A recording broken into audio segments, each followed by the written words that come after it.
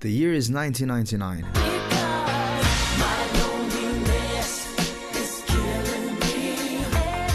A bunch of Brazilian university students in Rio have created a band, things align, and they get a record deal. They get the chance to make an album. The band in question is named Los Hermanos. Okay, a student band in Rio is going to link with George Harrison? This is a story about the power of popular music, how an artist's perception is subjective, and how things can be strangely connected. We all know the quiet Beatle, the spiritual one. His contribution during the Beatles years was nothing short of genius. Universally known tracks such as Something, Here Comes the Sun, and While My Guitar Gently Weeps were written by him. But he continued to be pretty active musically after the end of the group and keep releasing fantastic tracks that went to show what an incredible songwriter he was even outside of the Beatles environment. Some of his most inspired tracks come post-Beatles in my opinion. Few would doubt Mr. Harrison's contributions to the world, but his last guitar recording ever was a Brazilian track. Wait, what? Back to that newcomer Brazilian band having their shot at an album in Rio back in 1999. Well, they make an album, and it was pretty fun, pretty well produced. There is a mix of different genres there. A lot of ska, some pop, some nudges to Brazilian samba and carnival, some experimentalism with reggae, and lots of rock and punk colors. Pretty young, pretty fast, very interesting.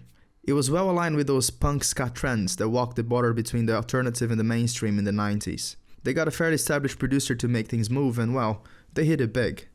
They become nationally famous, playing on repeat on radio and TV and packing stadiums full of people. The success was largely driven by the first single, a track named Ana Julia. In my humble opinion, this track is incredibly well written. It has a very melodic structure in all its parts, a killer pop chorus and some innovative and fun pauses.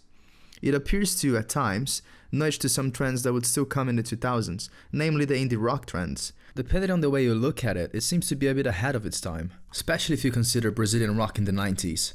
And I should say it's a classic in Brazilian culture, universally known to this day.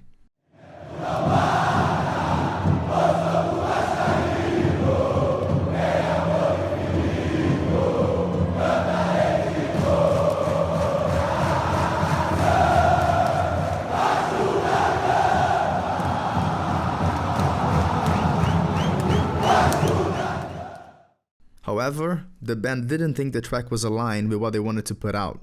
They saw it as too commercial, thought it didn't represent them as a band. The record label stood its feet and was adamant the track needed to be in the album, and after some disagreements, it was released as a first single. It made the band become a bit resentful, and they changed their focus almost completely in the following years. The fanbase would say the best work would come after the first album, but with this new artistic vein, they would never reach the same success levels again.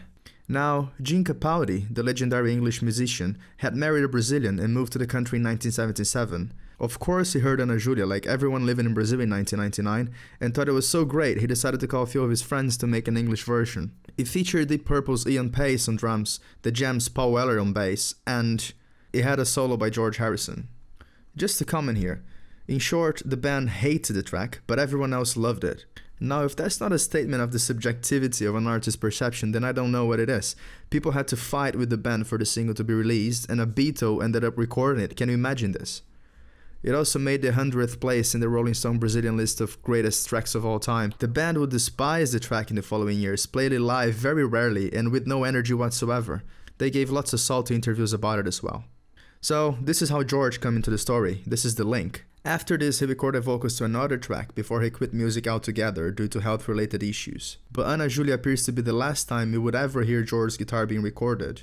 And you can really tell it's a George Harrison guitar, you know, even though his solo lasts for only 15 seconds. It has this classic slides and tone. The funny thing is, George's guitar comes after an initial solo, so you can pinpoint exactly when his guitar comes in. It transitions from, okay, this is a normal guitar solo, to, wow, this must be George Harrison. I would encourage you to listen to both the original version and to Capaldi's version. Some people would say there are some resemblances between this track and a few of the Beatles' work, especially early on. Those are two very different eras of music, but the main resemblance for me lies in how Ana Julia is incredibly melodic, one of the most unique features of the Beatles for me. I can definitely hear some resemblance in the way the backing vocals complement a few segments as well. You can find links for both tracks in the description. I have added this track to the Brazilian tracks you need to listen to spreadsheet and playlist on Spotify. This is a channel for people who like to get to know different music, different cultures, and I promise that by engaging with it, you get to know unique and interesting music. Consider subscribing on YouTube, following on Instagram, and I'll see you next time.